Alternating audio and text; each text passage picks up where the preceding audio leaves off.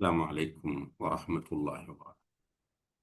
الحمد لله والصلاة والسلام على رسول الله، أما بعد. اللهم علمنا ما جهلنا وذكرنا ما نسينا ووفقنا لصالح الأعمال يا رب العالمين. கணித்திற்குரிய சகோதர சகோதரிகளே, அல்லாஹுடைய பேரருளால் இந்த காலை வேளையிலே அவனுடைய கலாமாகிய அல் குர்ஆனை அறிந்து கொள்வதற்காக நாம் எல்லோரும் இந்த ஜூம் வழியினூடாக ஒன்று சேர்ந்திருக்கிறோம். அல்ஹம்துலில்லாஹ். அல்லாஹு தஆலா யாருக்கு நலவை நாடுகிறானோ அவருக்கு மார்க்கத்தில் விளக்கத்தை தருகிறான். உங்களில் சிறந்தவர் குர்ஆனை தானும் கற்று பிறருக்கும் கற்றுக் கொடுக்கக்கூடியவர் என்பது போன்ற ஹதீஸ்கள் சொல்லக்கூடிய நன்மாராயத்திற்குரியவர்களாக அல்லாஹு தஆலா நம் எல்லோரையும் ஆக்க வேண்டும் என்று துஆ செய்து கொண்டு, அன்புள்ள சகோதர சகோதரிகளே, சூரத்துல் பக்ராவினுடைய இறுதி பகுதிக்கு நாம் வந்திருக்கின்றோம்.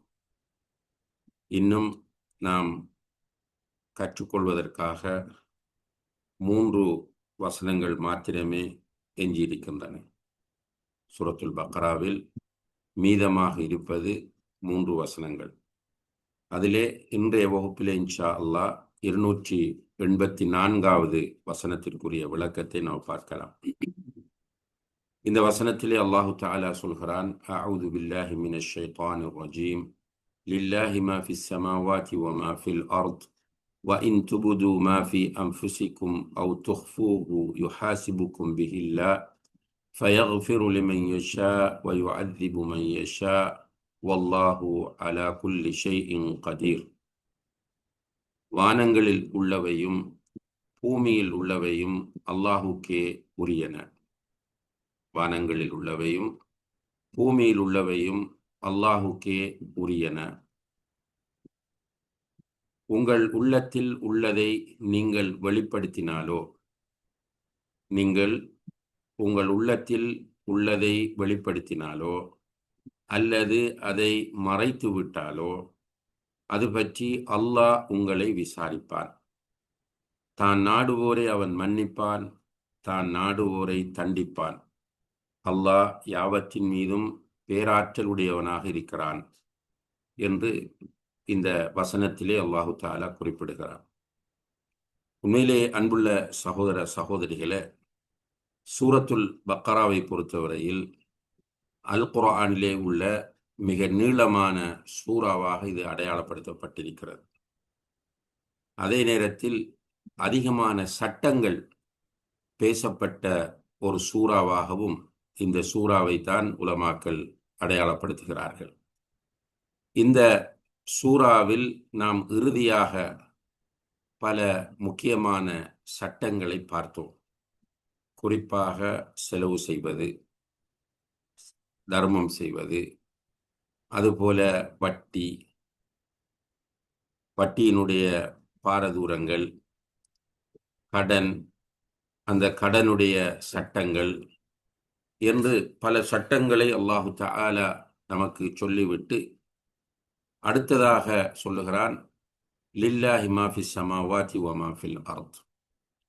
வானங்களில் உள்ளவையும் பூமியில் உள்ளவையும் அல்லாஹுக்கே என்று சொல்கிறான். அல்லாஹுக்கே என்று சொன்னால் வானங்களில் உள்ளவற்றினதும் பூமியில் உள்ளவற்றினதும் எஜமானனாக, சொந்தக்காரனாக, ஆட்சியாளனாக, அதிகாரியாக அல்லாஹுதான் இருக்கிறான். இதிலே அன்புள்ள சகோதர சகோதரிகளே, வானங்களில் உள்ளவை என்று சொல்லும்போது வானத்திலே நிறைய விஷயங்கள் இருக்கின்றன. அதிலே குறிப்பாக மலக்குகள் இருக்கிறார்கள். மலக்குகளை பொறுத்தவரையில் உண்மையிலே அவர்களுடைய எண்ணிக்கை எத்தனை என்பதை அல்லாஹ் ஒருவனே அறிந்தவனாக இருக்கிறான். நபிகள் நாயகம் ஸல்லல்லாஹு அலைஹி வஸல்லம் அவர்கள் ஒரு சந்தர்ப்பத்தில் சொன்னார்கள், அத்தத்தி ஸமா வ ஹுக்க லஹா அன் தஇத்த. வானம் முனகியது. வானம் முனகியது. முனகர் என்றால் உங்களுக்கு தெரியும், அந்த மிருகங்கள் அவற்றிலே சுமைகள் அதிகரிக்கும் போது, அல்லது ஒரு மனிதன் அவனுடைய உடலில் நோய்கள் அதிகரிக்கும் போது அவனிடமிருந்து வரக்கூடிய ஒரு சத்தம்தான் அத்தீத் என்று சொல்கிற முனகல் சத்தம். அல்லாஹுடைய தூதர் சொல்கிறார்கள், வானம் முனகியது, அது முனகுவதற்கு தகுதியுடையது என்று சொல்லிவிட்டு சொன்னார்கள், வானத்திலே ஒரு காலடி வைக்கிற இடமாக இருந்தாலும் அந்த இடத்தில் ஒரு மலக்கு சுஜூதில் நிற்பார் அல்லது நிலையில் நிற்பார் என்று சொல்லி காட்டுகிறார்கள். இப்போ மலக்குகள் வானத்தில் நிறைந்து போயிருக்கிறார்கள். பைத்துல் மஅமூர் என்று சொல்லக்கூடிய அந்த வீட்டில் ஒரு நாளைக்கு அந்த பைத்துல் மஅமூருக்குள் 70,000 மலக்குகள் நுழைகிறார்கள். ஆனால் அவர்கள் வெளியே வருவதில்லை என்று நபிகள் நாயகம் ஸல்லல்லாஹு அலைஹி வஸல்லம் அவர்கள் சொல்கிறார். ஒவ்வொரு நாளும் இப்படி நடந்து கொண்டே இருக்கிறது. மலக்குகளும் மிகவும் பிரமாண்டமானவர்கள். நபி ஸல்லல்லாஹு அலைஹி வஸல்லம் அவர்கள் சொன்னார்கள், மலக்குகளில் ஒருவரை பற்றி பேசுவதற்கு அல்லாஹ் எனக்கு அனுமதி தந்தான். அவருடைய தோள்பட்டைக்கும் அவருடைய ஷோல்டருக்கும் காது சோனைக்கும் இடைப்பட்ட தூரம் 700 வருடங்கள் தூரம் என்று சொன்னார்கள். 700 வருட தூரம் என்றால் அது எந்த வகையான தூரம்? ஒளி வருடமா அல்லது சாதாரணமாக நாம் கணிக்கக்கூடிய வருடமா என்பதை உலமாக்கள் சுட்டி காட்டுகிறார்கள். அந்த அளவு பிரமாண்டமான தோற்றத்தை உடையவர்கள் மலக்குகள். இவ்வாறான மலக்குகள் வானத்திலே நிறைய இருக்கிறார்கள். அதுபோல ஏனைய படைப்புகள் இருக்கின்றன. இவை அனைத்துமே அல்லாஹுக்குரியவை. அதே போல பூமியிலே நாம் காணுகிற அத்தனை படைப்புகளும் அல்லாஹுக்குரியவை. அல்லாஹு தஆலா ஆற்றல் மிக்கவன், அல்லாஹு தஆலா பூரணமானவன், அல்லாஹு தஆலா பூரணத்துவமானவன். எனவே நீங்கள் இந்த சட்டங்களை அறிந்து கொண்டு நீங்கள் அதை எடுத்து நடந்தாலும் அல்லாஹு தஆலா நன்கறியக்கூடியவனாக இருக்கிறான். அல்லது அதற்கு மாற்றமான நிலைப்பாட்டை நீங்கள் கொண்டாலும் அல்லாஹ் நன்கறிந்தவனாக இருக்கிறான். எனவேதான் அவன் சொல்லுகிறான், வ இன் துபுது மா ஃபி அன்ஃபுசிக்கும், உங்களுடைய உள்ளத்தில் உள்ளவற்றை நீங்கள் வெளிப்படுத்தினாலும், அவு துஃபூஹு, அதை நீங்கள் மறைத்து வைத்திருந்தாலும், யுஹாசிபுக்கும் பிஹில்லா, அதை அல்லாஹ் விசாரிப்பார். சுப்ஹானல்லாஹ். நம்முடைய உள்ளத்தில் நாம் ஈமானை வைத்திருக்கிறோம். அதை வெளிப்படுத்தினாலும் அல்லாஹ் அறிவான், அதை வெளிப்படுத்தாமல் மறைத்து வைத்தாலும் அல்லாஹ் அறிவான். உள்ளத்திலே இறையச்சம், இறை நேசம், தக்வா, தவக்குல் போன்ற உள்ளத்தால் செய்ய வேண்டிய எந்த ஒரு அமலாக இருந்தாலும் அந்த அமல்களை நாம் உள்ளத்தில் மறைத்து வைத்திருந்தாலும் அல்லாஹ் அறிவான். அதை வெளிப்படுத்தினாலும் அல்லாஹு தஆலா அறியக்கூடியவனாக இருக்கிறான். அதே போல உள்ளங்களிலே வைத்திருக்கக்கூடிய குஃபுர், நிஃபாக் போன்ற பயங்கரமான நோய்கள், அவற்றை நாம் மறைத்து வைத்திருந்தாலும் அல்லாஹ் அறிவான், அவற்றை வெளிப்படுத்தினாலும் அல்லாஹ் அறிவான். ஏனென்றால் இந்த வானங்கள் பூமிகள் அனைத்துமே அல்லாஹுக்கு சொந்தம். வானங்களில் உள்ளவை பூமியில் உள்ளவை எல்லாமே அல்லாஹுக்கு சொந்தம். சுப்ஹானல்லாஹ். இந்த ஒரு வசனம் நமக்கு போதுமானது நம்முடைய வாழ்க்கையை நாம் மாற்றிக்கொள்வதற்கு.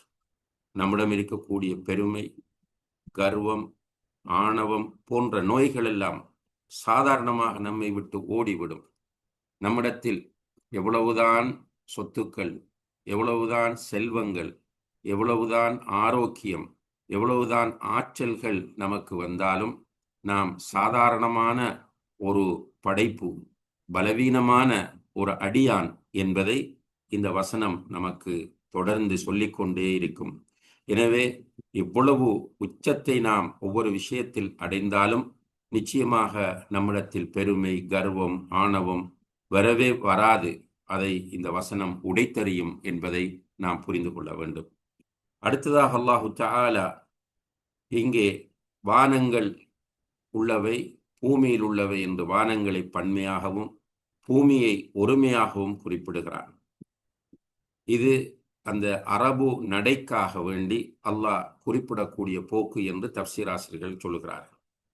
இல்லாவிட்டால் ஹதீஸ்லே பூமியும் 7 பூமி என்று வருகிறது. வல் அர்தீன சபா, வல் அர்தீன சபு என்று சொன்னால் 7 பூமிகள் என்று. அப்ப வானமும் 7 பூமியும் 7. ஆனால் குர்ஆனில் வானங்கள் 7 என்று அல்லாஹ் சொல்லுகிற அதே நேரத்தில், வானங்கள் என்று பன்மையாக சொல்லுகிற அதே நேரத்தில், பூமி என்பதை அர்து என்று மாத்திரமே சொல்லுகிறார். அதை பன்மையாக அல்லாஹ் பயன்படுத்தவில்லை. இது அரபு இலக்கண விதிக்கு அமைய பயன்படுத்தப்பட்ட ஒரு அம்சம் என்று உலமாக்கள் குறிப்பிடுவதையும் இங்கே நாம் கவனத்திலே கொள்ள வேண்டும். அடுத்ததாக அன்புள்ள சகோதர சகோதரிகளே, இந்த வசனம் நமக்கு முராகபா என்று சொல்லக்கூடிய ஒரு முக்கியமான தஸ்கியாவுக்குரிய ஒரு வழியை நமக்கு கற்றுத்தருகிறது. முராகபா என்றால் அல்லாஹ் நம்மை பார்த்து, அல்லாஹ் நம்மை அவதானித்துக் கொண்டிருக்கிறான், கண்காணித்துக் கொண்டிருக்கிறான் என்கிற அந்த உணர்வை நம்மிடத்திலே ஆழமாக விதைக்கக்கூடிய ஒரு வசனமாக இது இருக்கிறது. அல்லாஹ் எல்லாவற்றுக்கும் சொந்தக்காரன். வானங்களில் உள்ளவையும் அல்லாஹுக்கே சொந்தம், பூமியில் உள்ளவையும் அல்லாஹுக்கே சொந்தம் என்கிற இந்த செய்தியை நாம் திரும்ப திரும்ப நினைக்கிற போது, படிக்கிற போது, நிச்சயமாக அல்லாஹுடமிருந்து எந்த ஒன்றும் மறையாது. அந்த அல்லாஹ் என்னை எதற்காக படைத்தானோ அதை நான் புரிந்து செயற்பட வேண்டும். அந்த அல்லாஹுடைய பார்வையிலிருந்து எதுவுமே மறைய மாட்டாது என்கிற அந்த தர்பியாவை, முராகபா என்கிற அந்த பயிற்சியை நமக்கு இந்த வசனம் தருகிறது. அடுத்ததாக அல்லாஹ் சொல்கிறான்,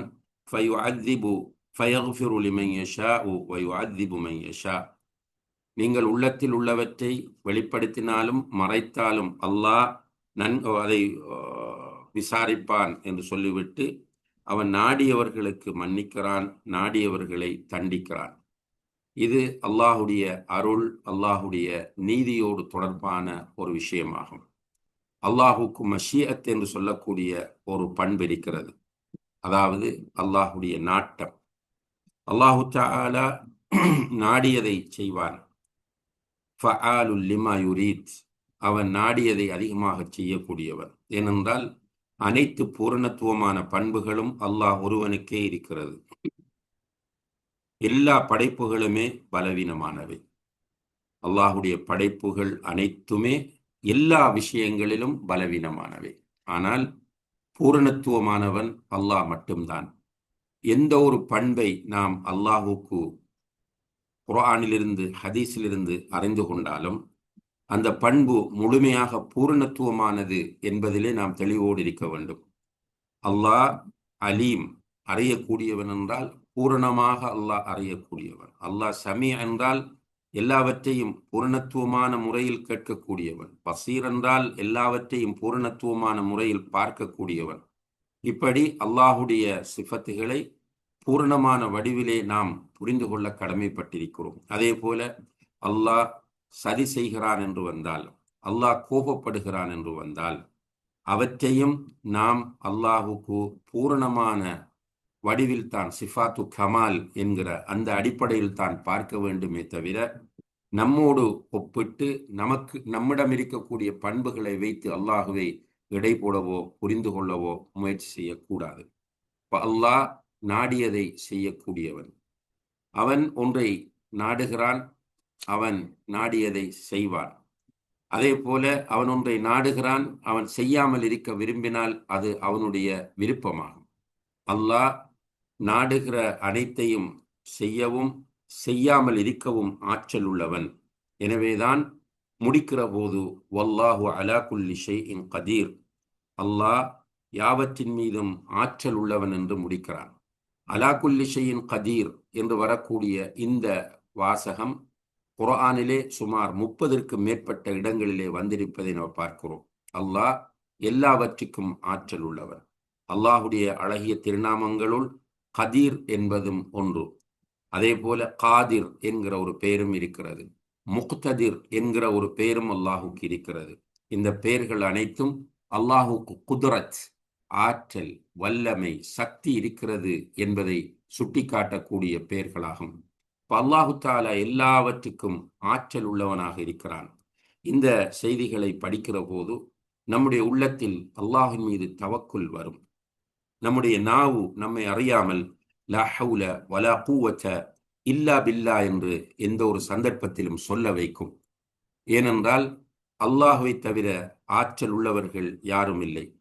அதனால்தான் இப்போ ஒரு நோய் வந்து விட்டால் நாம் பிஸ்மில்லா பிஸ்மில்லா பிஸ்மில்லா அஊது பிஇஸ்ஸத்தில்லாஹி வ குத்ரத்திஹி மின் ஷர்ரி மா அஜிது வ ஹாதிர் என்று 7 தடவை சொல்வதை நபி ஸல்லல்லாஹு அலைஹி வஸல்லம் அவர்கள் நமக்கு சொல்லித் தந்தார்கள்.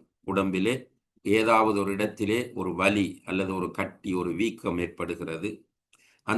அந்த இடத்திலே வலது கையை வைத்து பிஸ்மில்லா என்று 3 தடவையும் அஊது பிஇஸ்ஸத்தில்லாஹி வ குத்ரத்திஹி மின் ஷர்ரி மா அஜிது வ ஹாதிர் என்று 7 தடவையும் சொன்னால் அந்த நோய் போய்விடும் என்று நபிகள் நாயகம் ஸல்லல்லாஹு அலைஹி வஸல்லம் அவர்கள் சொல்லுகிறார்கள். இங்கே அஊது பிஇஸ்ஸத்தில்லாஹி வ குத்ரத்திஹி, அல்லாஹ்வுடைய இஸ்ஸத், அல்லாஹ்வுடைய குத்ரத்தை வைத்து கேட்கிறேன், பாதுகாப்பு தேடுகிறேன் என்கிற கருத்தை நாம் காணக்கூடியதாக இருக்கிறது. எனவே ஒரு மனிதன் அல்லாஹ் அலா குல்லி ஷைஇன் கதீர் என்பதை அறிந்து கொண்டால், ஈமான் கொண்டால், அவனுடைய உள்ளத்தில் பயம் போய்விடும், அவனுடைய உள்ளத்தில் நம்பிக்கை பிறக்கும். அவன் எப்போதும் அல்லாஹின் மீது தவக்குல் வைப்பான். அல்லாஹின் பக்கம் கூடுதலாக மீளக்கூடியவனாகவும் அல்லாஹ்விடத்தில் அதிகமாக துஆ செய்யக்கூடியவனாகவும் மாறுவான். எனவே அன்புள்ள சகோதர சகோதரிகளே, இவ்வாறான வசனங்கள் உண்மையிலேயே அல்லாஹின் மீது உள்ள நம்முடைய நம்பிக்கையை வலுப்படுத்தக்கூடிய வசனங்களாகும். இவற்றை அடிக்கடி ஓத வேண்டும். அது சொல்லுகிற கருத்துக்களை நாம் அதிகமாக சிந்திக்க வேண்டும். அல்லாஹு தஆலா அந்த அடிப்படையில் அல்லாஹுவை சரியாக புரிந்து அவன் மீது தவக்குல் வைக்கக்கூடியவர்களாக, அவனிடமே மீளக்கூடியவர்களாக நம் எல்லோரையும் ஆக்க வேண்டும். அல்லாஹு தஆலா அதற்கு தௌஃபிக் செய்வானாக. وآخر دعوانا أن الحمد لله رب العالمين والسلام عليكم ورحمة الله وبركاته. سبحانك اللهم وبحمدك أشهد أن لا إله إلا أنت أستغفرك وأتوب إليك.